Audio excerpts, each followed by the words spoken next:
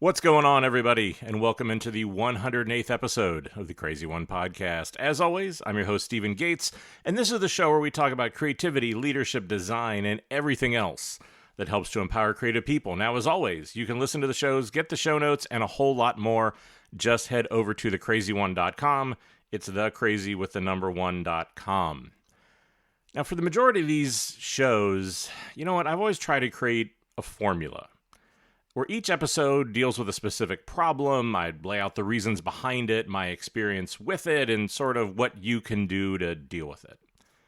It's been interesting is this year I found a number of times when I wanted to take a detour from that approach. And I think this show is going to be another one of those times, but with good reason.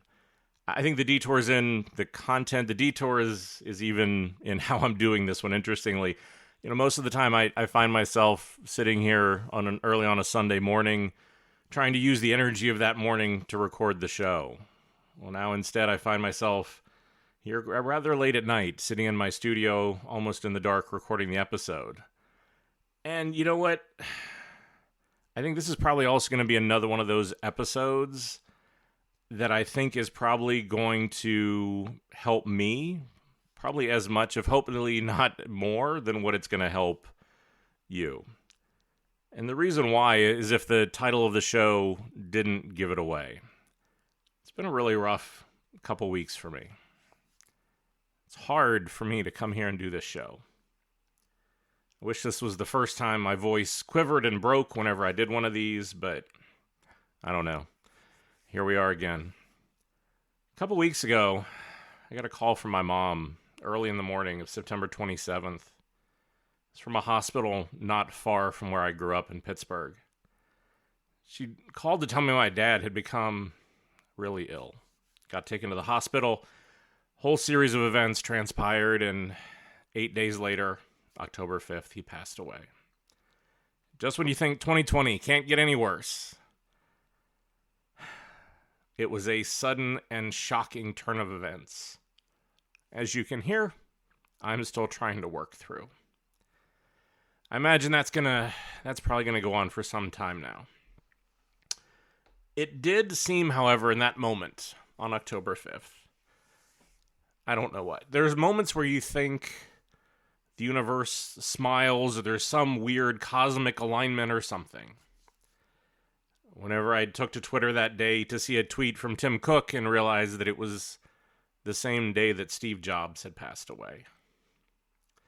I think hopefully many of you know that my relationship with my father was unique.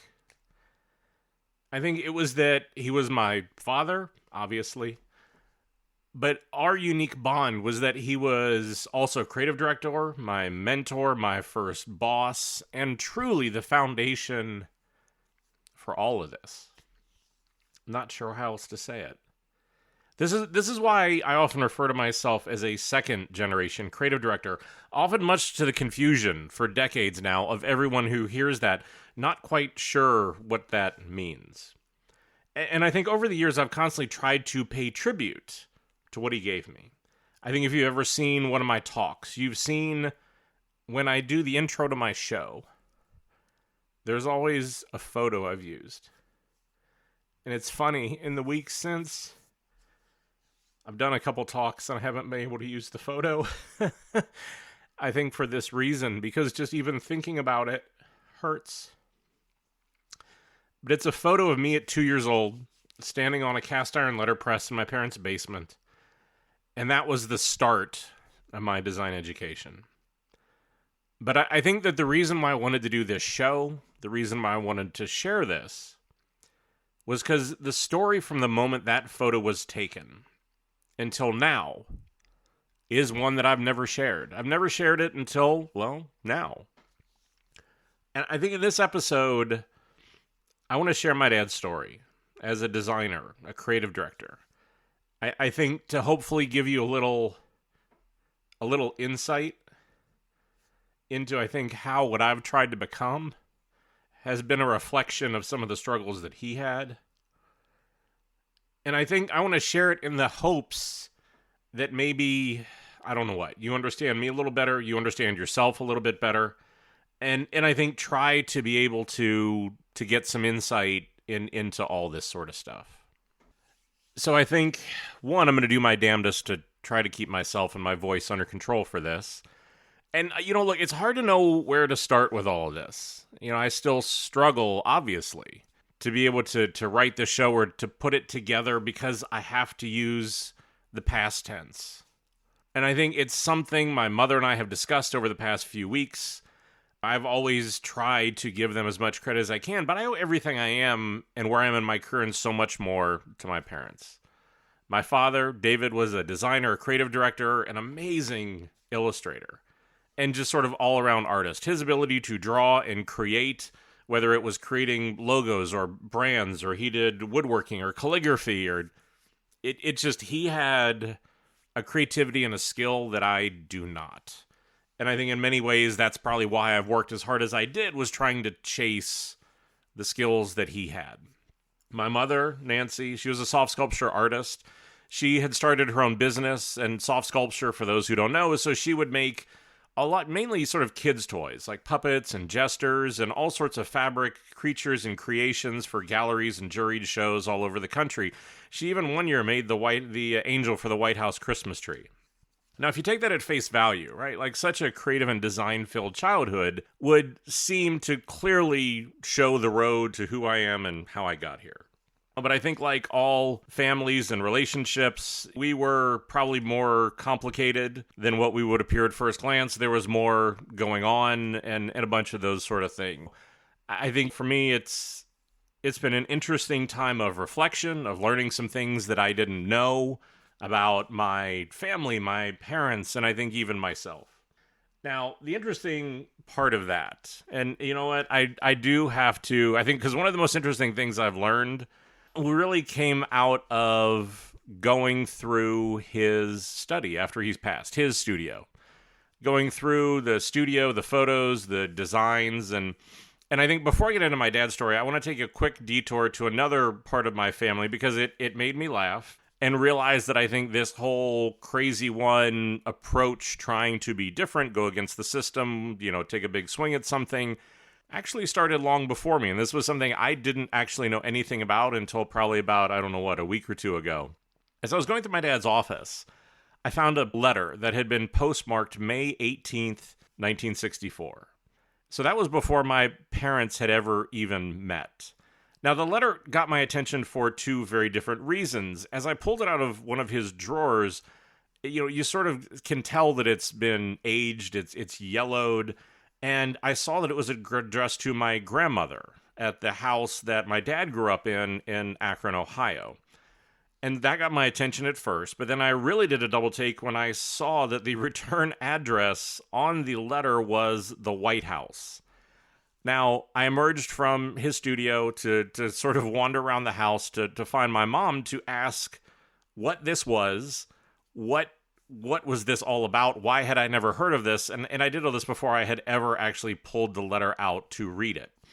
Now, whenever I found her and sort of presented this to her, she just sort of smiled and said, read the letter and I'll explain after. I pulled the letter from the envelope and started reading. Now, whenever you do that, it's probably a small, 4x6 sheet of paper, again, yellowed, dated May 16th, 1964. And the letterhead says, The White House, Washington. It reads, Dear Mrs. Gates, thank you so much for your letter. My whole family enjoys meeting people, and I only wish my schoolwork allowed me the time to go see your son. Since my father was in the Navy during the war, and since I have many friends in the service, I know just how lonely it can be. With all the best, cordially, Lyndon Bird Johnson. This was obviously interesting, and so my mother explained that apparently in the early 60s, the Vietnam War had broken out. Feeling like he was going to be drafted, my father enlisted in the Army. And during this time, my grandmother had become convinced that my father would be the perfect match for President Johnson's daughter, Linda Bird Johnson. So she set out to basically make her aware of this fact and set off on this letter writing campaign to let Linda know that this was the case. And this letter, which is hand-signed by Linda Bird Johnson, sent to my grandmother, was the reply to my grandmother's to basically stop this campaign and to get her apparently to see the logic, or to, I guess, be recognized that, yes, she had seen it, but no, my father and the president's daughter were not going to be dating anytime soon. Obviously, you can start to have fun playing out what would it have been if I would have been a descendant of a president, but you know what, look, I like this timeline and this storyline better, so we'll stick with that. But it would seem that this Gates legacy of swinging for the fences and going after crazy ideas started long before me, at least being able to be traced back to my grandmother. But that story actually, I guess, also serves as a good bridge, an intro into my dad. So he grew up in Akron, Ohio. He did join the Army, and after completing his basic training at Fort Knox, which, again, I didn't know that, again, he'd even done that, it gets to the part of the story that I did know. And that was, after completing his training, he volunteered to become one of the sentinels at the Tomb of the Unknown Soldier in Arlington National Cemetery. And I've gotten comments from a lot of people that they never would have known and never would have guessed that I was from a military family, given the fact that both of my parents were designers, and it honestly is something my dad never really talked about much. I think if you've ever worked with me, if you've ever been around me, I think you could probably even pick it up from this show. There is a certain level of attention to detail, a certain emotional intensity, a certain passion. And I think after sort of understanding the training and what my father did in the Army, all of that will probably make a lot more sense. So for those of you who don't know, if you have never been to Arlington Cemetery, or if you're outside the United States, Arlington Cemetery is in Washington, D.C. The Tomb of the Unknown Soldier has what originally had been 4 unknown soldiers from the several significant wars, including World War II, Vietnam, the Korean War. The unknown from Vietnam was identified, so I know that crypt actually does sit open. But the Tomb Guard have guarded the Tomb of the Unknown Soldier 24 hours a day since April 6th in 1948, as a part of what is the Army's oldest division, which is the 3rd Infantry Regiment. Now, being a sentinel or a guard at the tomb, or they're often referred to as the Old Guard, is actually considered one of the highest honors inside of the Army, because it is a volunteer group where over 90% of the applicants fail, and then over 90% of the trainees fail again to actually become a member of the Tomb Guard. And so it's actually made the Tomb of the Unknown Soldier Identification Badge the second least awarded qualification badge in the United States Army after actually becoming an astronaut. And so, as you can imagine, you know, the standards for this and everything they do is about precision. It is about respect. It is about really maintaining an incredible standard, down to the uniforms have to be maintained in a very particular way and is measured to a standard of 1/64th of an inch. That whenever they have a very measured, very sort of unique walk that they will do on the mat that it sits in front of the tomb, it's 21 steps that they take down. They turn, face the tomb for 21 seconds, turn again, another 21 seconds. They do that because 21 is actually the most revered number in the Army. One of the highest salutes you can get is a 21-gun salute, which is one of the highest military honors. In the entire history of the Tomb Guard, there have been 683 badges ever awarded. And my dad was badge number 31. And now, if you've never seen this, if you've never actually been there to experience it, it's hard to explain, to really be able to do it justice. So what I'm going to do is I'm actually going to post probably at least 2 or 3 different YouTube link videos down in the show notes. You can do things, they're very well known for the changing of the guard, which is whenever they change the guards that are out in front of the tomb. There's a little bit of a behind the scenes look video that I know, and a few different things like that. But I think it's, you know, it is also interesting in that this is a part of his life that he never really talked about much. I think I was definitely a recipient of the precision, passion, drive, achievement, all of those sort of things. But I think, and I remember growing up, he kept the Tomb Guard badge that he had in a sort of simple plastic frame in his studio at home. And I can remember at least one or two times growing up when we would go to Washington, D.C. and would stop by the tomb, and that, we would be able to go down in to be able to see the barracks. And I remember there was a big wall with small brass plates of all the guards who had ever been there. And I remember seeing his name on there. But he never made a big deal of it, so I never really made a big deal of it. And it was honestly to the point where even after he passed, there were a number of members of my family who didn't even know he was on the Tomb Guard, after talking with him and being around him at family reunions and other functions for decades. And I think it's this is one of the things for me that is a bit sad, in that it took this process of having him in the hospital and having him in hospice for me to step back and see through his humility, to realize how much of a big deal this was. I don't know what. In the same thing where whenever people want to talk about what I've done or things like that, and I dismiss it, I think it's a family trait. I don't know how else to describe it. But it started with the nurses at the UPMC hospice facility in Lawrenceville, which is a part of Pittsburgh. I will never be able to thank them enough. They were, I don't know what. I don't know how you do that job. I don't know how you're that kind. I don't know how you have that spirit. I don't know how you do any of that. And, they provided me with some rather laughable and sort of fun moments whenever at one point I'd walk past the nurse's stations whenever he was in hospice. And, for where I will often get the, hey, are you related to Bill Gates? What my dad's version of that was there was an old musical group called Bread, and David Gates was the lead singer of Bread. And so I walked by the nurse's station to hear them playing Bread, and I had to be able to go back and I guess unfortunately inform them that was a different David Gates. But one of the nurses had stopped by to say, after I'd been telling stories of him being on the Tomb Guard and things like that they'd researched my dad and found this page on the Society of the Tomb Guard website, but they were so sad to see that it was blank.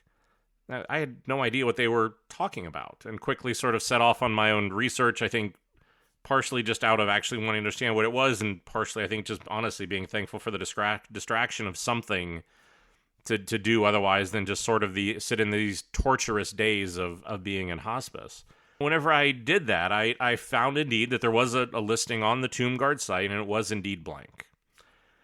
And I think this was incredibly indicative of my father. This is a man who could be buried at Arlington National Cemetery, but said he did not want to be.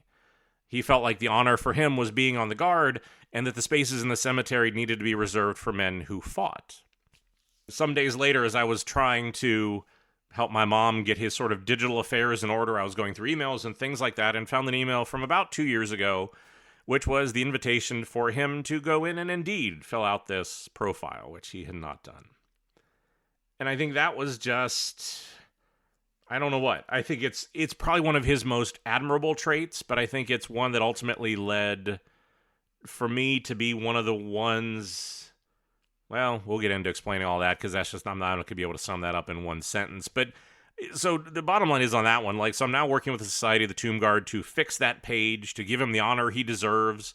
I'm also incredibly humbled that they offer one legacy position to a direct descendant of a Tomb Guard to be in the society. So I'm going to do that to try to continue his work. So, and I don't know.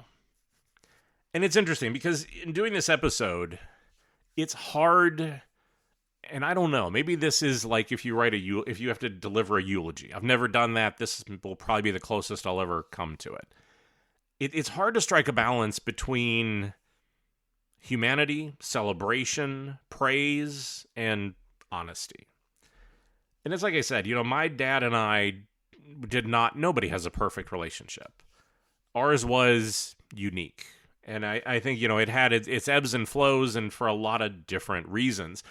And I think that starts to become clearer, and you may be able to understand that more as we start to talk about his career. So after he left the Army, he went to art school in Cleveland, of all places, where he met my mother. And it was sort of funny because she would always tell this story about this guy who she thought was really cute, who had enrolled in school because she was in the admissions office, but would always describe this guy as having this really strange and weird walk, which was, if you watch the videos about the tomb guard, they have a very distinct cadence in the way that they stand and the way that they move, and that the funny walk that she was describing was this kind of continued residue of him being on the tomb guard. Now, after they left school, they moved to Detroit. My dad became a designer for General Motors. Detroit then turned into Pittsburgh, where he joined sort of a young advertising firm, which was called Van Dyne Horton McNamara Mangus. I don't know what. It has been absorbed and redone at least 5 or 6 times. I think it's part of Ketchum now. I'm not entirely sure where it finally ended up. And probably about 2 years after they sort of settled in Pittsburgh, yours truly entered the picture. And then after that, probably about 2 years later is when that photo, and again, I'll post it in the notes if you haven't seen it, if you haven't seen it in one of my talks, this photo of me at 2 years old in my little apron that my mom had made me, which I think started my love of sort of custom fashion, to be able to do that, standing on the feed tray, because what my dad and I would do is he would go down and he would print various things. And one of the things we used to do that I loved was that we used to sort of come up with my own storybooks, which we would then be able to go down and print. And so, the tried and true joke that I always go to, it was a fantastic start to my design career. It made me a hipster by the time I was in kindergarten, because whenever I got there, I had been self-publishing for years.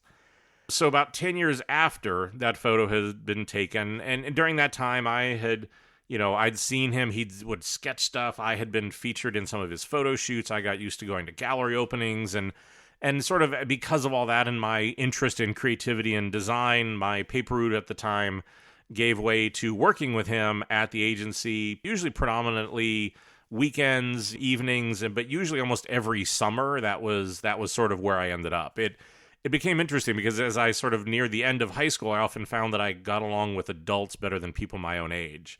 And I got to design all sorts of stuff. It was from doing advertising and sort of like the first Photoshop mock-ups that had ever been done in the agency for some advertising, a calendar that we used to do every year for the Western Pennsylvania Conservancy. We got to work on investor meetings with Alcoa Aluminum, which was one of their big clients, where we got to work with sort of like concept cars from Audi. We got to do photo shoots and all sorts of other really fun, really great stuff. I think it was an amazing 6 years. It gave me an amazing, amazing foundation in design and a head start in understanding what all this is. And I think, that 6 years gave way to an incredible portfolio that let me sort of go off to college. Now, like I said, for me, it's a hard and interesting tone to figure out how to strike, because I think my dad was my hero, absolutely. But I think he was also human. And I think it was that human side that I think has had one of the biggest influences on me, and it did for a long time, even without me understanding it. And I think this is the area where I hope that everyone can relate to, learn from, find some memory that they can hold on to. Because I think this is where the story takes a turn. Because he had been working in advertising at this agency for a long time. Now, whenever I was in college, his career in that agency world ended rather suddenly, where all of a sudden, he had been working there. He was a creative director. I think he'd been a VP and all that sort of stuff. And the interesting part was that for years, I never really knew what happened. It was just that suddenly he was out and had started working on his own. Now, I think in the years since, and even in the weeks since his passing, I think I've come to understand the whole story. And it's interesting to be able to go through a process like this. But I think thanks to my mother, primarily, thanks to my wife, it's just we've been able to talk about everything, get it all out on the table. And that any baggage, anything that I'd ever carried around for that, we have talked about it, we have dealt with it. So for me, it's been interesting to actually find out what had been going on. And what it was that his role had been reduced time and time again until eventually he had just been pushed out of the agency. And I think, it's a story I can relate to. I think it's a story a lot of other people can relate to, where all of a sudden business makes a decision and you're out. I think, obviously COVID has been a massive, demonstration in this right now. But the part of this that I didn't know was after that happened, he'd interviewed for a few other agencies, but those didn't go very well. and that he sort of got very discouraged about it and went on his own. Now, I think this understanding of what happened with his career and my understanding of creatives has let me realize, and I think this is something I'm always going to agonize over. I'm probably going to always torment myself with it. But I came to see and look back at our past to understand that for years and years, I had watched my father suffer from severe imposter syndrome. Not knowing what it was, not knowing any of what I know now. And I think after he passed, I took a week or so to go through his studio. And I think I saw for the first time in heartbreaking fashion how often that cycle had repeated and plagued him throughout his life. From being pushed out of the agency and not pushing back, to stay or to fight back, to the interviews that didn't go well, so he decided to go out on his own, to the portfolios and promos and cards and so much more that I found in his studio that were fantastic, but they were in his studio because they hadn't been sent out. To the times as he'd moved into art to do these amazing boxes that are now in my home that I think are just absolutely fantastic, that he'd tried. And whenever they didn't take off the first time or they didn't succeed in the way that he thought they should, he stopped. And I think for me, it was for somebody who I think tries to work on this, is so aware of it. It is a crushing realization when you see a parent who gave you such an incredible head start, such an incredible childhood, such an incredible life, was going through this. But I didn't have the understanding to know what it was I was seeing, that I had a front row seat to see what deep and real imposter syndrome can do to someone. And it took me years, and I mean years, I think, to understand that the issues that I am passionate about are because these are what I saw him struggle with. Issues around leadership, career coaching, understanding and fighting imposter syndrome, taking control of your career, and building your personal brand. These were things that feel very natural to me. These feel like things that need to be fought. And I try to help as many people as I can through this podcast, my talks, career coaching, mentoring, so that they can avoid those problems. I think is almost a self-imposed penance for not being able to save him. But I think the part that was even more interesting was as long as it took me to see it, I think it took him longer. It was just, it's interesting because over the past several years, he and I have talked a lot about all this. And I think, for me, the one thing that I will always hold as one of the deepest compliments of my entire life was probably within about the last year or so. He told me that after listening to my talks, after listening to the podcast, if he'd had me, if he knew me whenever he was working, everything would have been different. It is an almost surreal, full circle moment with the man that gave you everything, including your career, tells you you've become the thing that could have saved him. And I think that's why I do this. That's why this matters. That's why I want to give it away. Because obviously it helps. Sure, it helps me, right? Like, no shit. But I think it's just having been able to watch that. Because that's why I said it's something that gave me so much. But it did also give me that front row seat to be able to watch an entire career. To watch the highs and the lows, to be able to see what it's like. And again, I think this is why I get so passionate to the point of almost angry whenever those of you who write to me, who don't take control of your career, who don't have a brand, who don't take it seriously, who seem to think that everything's somehow going to work out. I get so passionate about it because I've had a front row seat to see that it doesn't. There are times when it doesn't. And I think, for me, that is the thing that I am left unfinished. Is that I think he knew he'd let it win too much. He knew he'd let that imposter syndrome affect him too much. And I think he he's focused on that more than the good, more than the role that he'd played in me, more than a lot of those things. And I think that was the human side of him. It is a side that I do not agree with. That I think I know that I share that trait of being able to look at things and just see what's wrong with it. I think a lot of us are really good at that. But it's one that I will never accept. That's not what his legacy was. Now, I'd say, look, because of the parallels between he and I, this entire process has forced me to do some real self-reflection, to look at the state of his life, my life, his career, my career, and just sort of what did we do? And I think a few thoughts have emerged that I guess I want to share, because I think that there's a few things in that process that I feel like are worth sharing. And I think one of the biggest ones is sitting on the other side of this. Sitting on the other side of him passing away. The one thing that I am thankful for is that, for me, we went through this interesting cycle of sort of him being my mentor, to us sort of being peers, to starting to honestly struggle when at some point I think he had come to realize that my career had gone further than his had. It didn't leave us in a bad place, but it didn't leave us in a great place.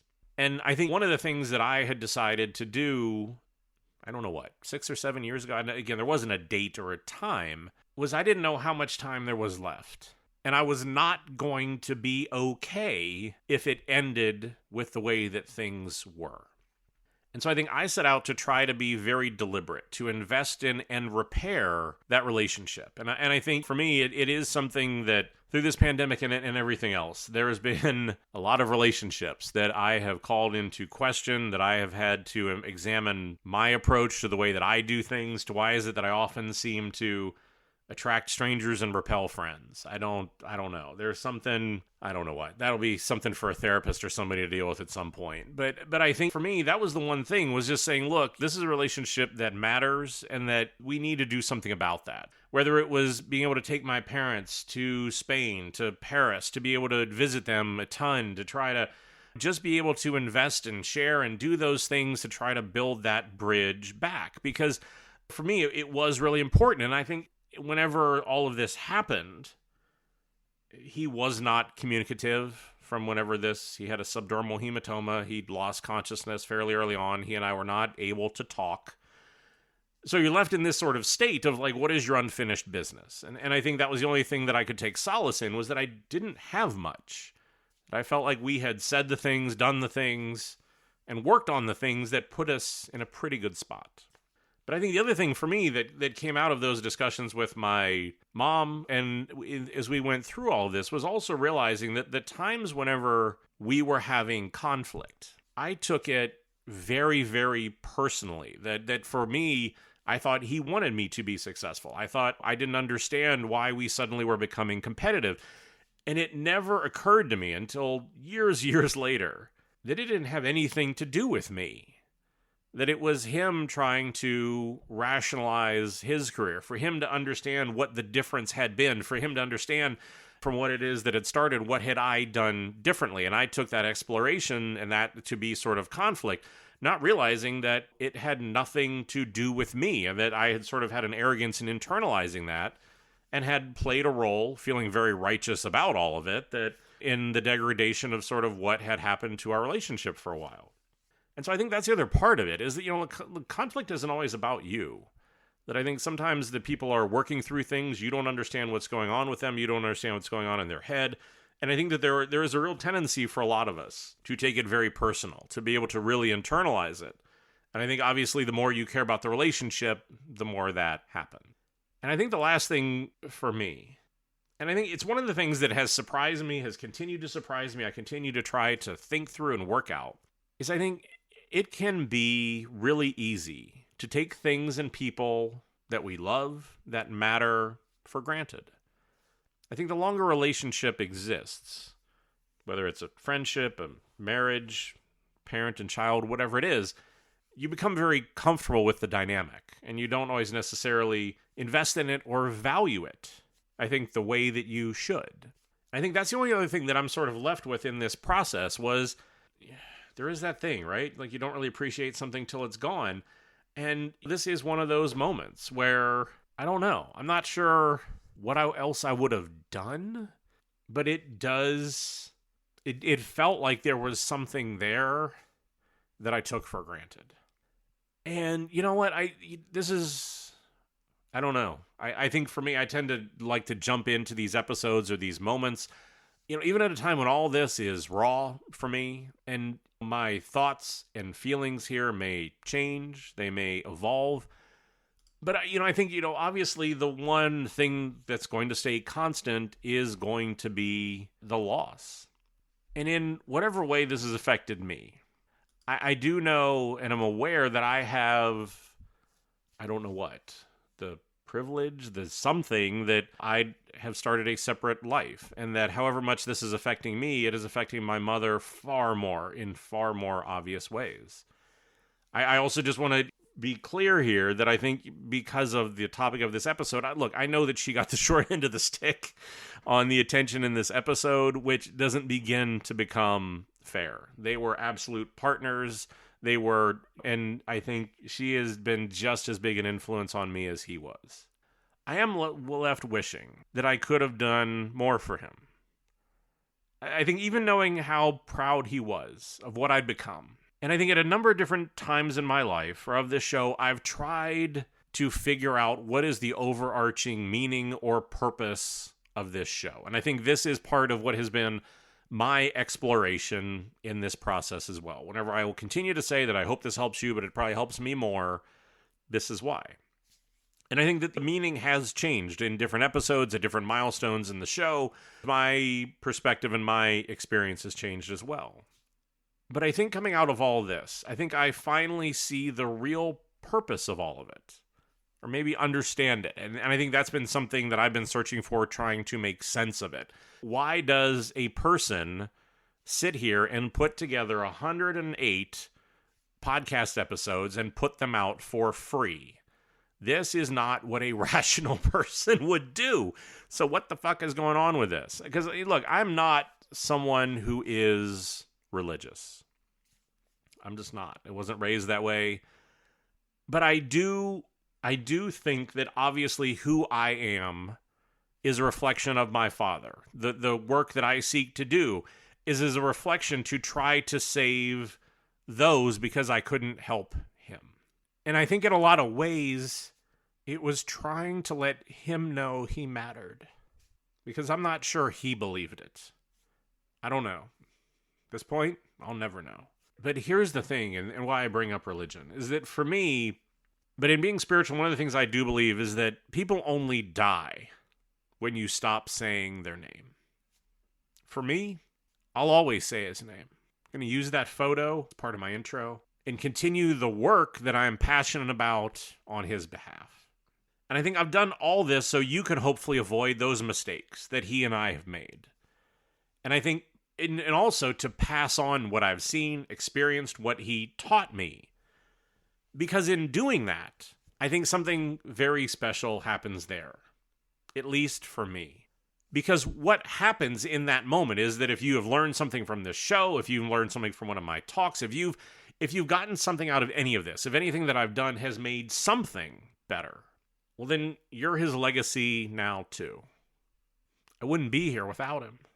And I think that to me, I think was, in starting the Crazy One and doing my search and being passionate about this, I think the meaning more than anything was probably the hopes that it was an invitation for him to see things differently, to be able to see his life differently, to feel things about that differently. And I think in that comment that I was what it was he had been missing. I don't know. I'm left just hoping that's what happened. But I don't know. Enough about me trying to keep everything together and talk about this stuff. Like I said, if you want to find out more about the tomb guard, I'll probably take some photos of the letter from the White House and a bunch of this other stuff. Share some of his work. More from my mom than me. If any of this has had an impact, let me know. It's the part where this sucks, because I'm sitting here talking to myself. I'm going to figure it out. Definitely not going to stop. Damn, it's been a shitty couple weeks. All the usual wrap-up stuff. I mean, the transition into this feels cornier now than ever, especially on this show. I know that I do have to say, look, that none of the views here are my own. They don't represent any of my current or former employers. These are just my own views. I don't know. This is an episode that was probably more for me than you. I don't know if you got anything out of this. Hopefully you did. I don't know. Hopefully you did. Hopefully you weren't driving or doing something. I know I've almost caused accidents for people who listened to episode 80 when I talked about Oogie going blind. So if that happens, damn, I'm sorry. We're going to get through it. We're going to figure it out. And as always, stay crazy.